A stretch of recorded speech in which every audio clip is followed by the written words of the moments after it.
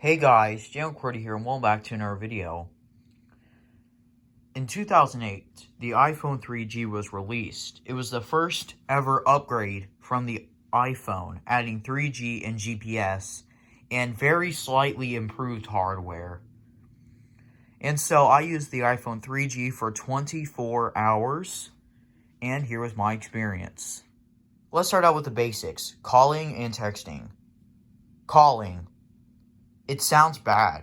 Literally, it does. Compared to even my iPhone XR 3G, it sounds bad for some reason. Like, you just hear the call breakup a lot.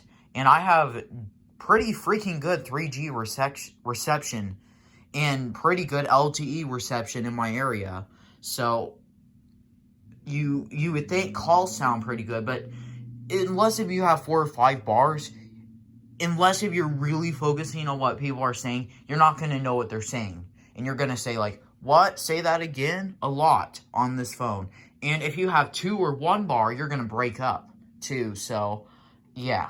Calling on this thing is fine for short conversations. However, if you're, like, playing Minecraft with somebody for a long time on a phone call, it's not good at all. And even if you're just talking to your family on a conference or talking to your mom or your grandma, it's still pretty freaking bad. You wish that they boosted the quality a little bit. Now let's do texting. Texting on this thing, it's usable. It's fine. I mean, it's slower, but I mean, it's texting. It doesn't need to be lightning fast. However, one problem with this thing is that it's hit or miss, and text messages are affected by the signal. So if you have a weak signal, your text messages are going to take a good 6 seconds to send. And they take 3 seconds with a good signal. So every time you press send, you see sending. Ooh, like that. It's slow. However, receiving messages is whole different. Usually receiving isn't bad, but if your friends are double texting, you notice the gap.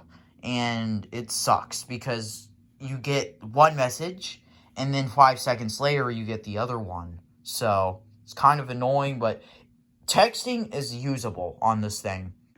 I'll let the internet speak for itself.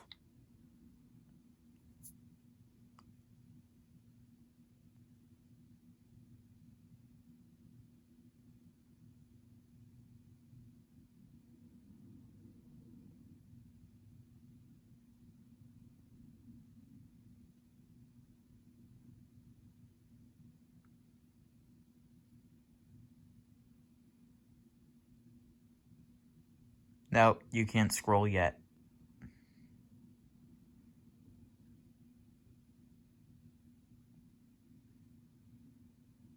Look at that glitch right there. Nice glitch, YouTube. Okay, now you could fully scroll. That's how long it takes. That's on Wi-Fi, by the way. Probably takes longer on 3G. Also, watching videos from YouTube is impossible. Commenting is possible, I think. Probably extremely slow, though.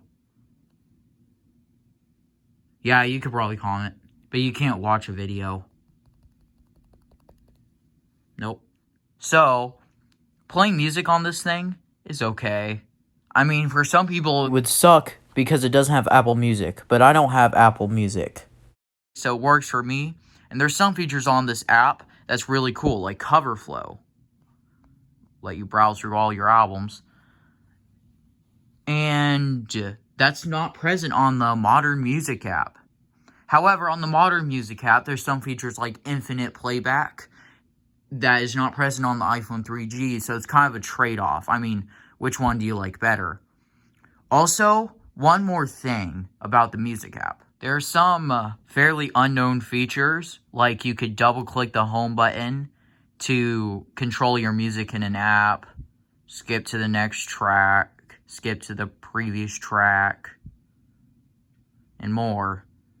So you get to control your music. Also, in the lock screen, it shows the album art, which I think is really nice. And if you double-click the home button here, it opens up music control. And you can, like, skip, go back, whatever you want. You could also adjust the volume, but, you know, copyright. So, yeah. One more thing. This is a notification. These notifications take up one block on the screen, and if you have multiple, they show up like a notification 1, notification 2 sort of thing. And they're kind of, primitive. There's no notification center or anything. They just show up right in the middle of your screen if you're doing something. Also, the slider said slide to view. So, instead of slide to unlock, because it would bring you to the app, not the normal home screen, So, yeah. Now that we talked about all the features, let's put this into a real-world scenario. So, you're looking at your email, because email's actually decent on this thing, and now your friend texted you. The notification shows up right in the middle of your screen, and it says close and reply. If you press reply, it's going to bring you right into the Messages app, and you're going to type on the text message field. Also, should I add that you can't iMessage, however, that's no big deal. So you end up typing your text messages, you leave the app only to know that the mail app has completely lost your progress on your email. So it is kind of annoying, but it's no big deal. So music is the same thing. And calls are the same thing, even though it sounds bad. So you typically text people more than call because it sounds bad. So yeah, that was using the iPhone 3G for 24 hours. I hope you guys enjoyed this video. Goodbye.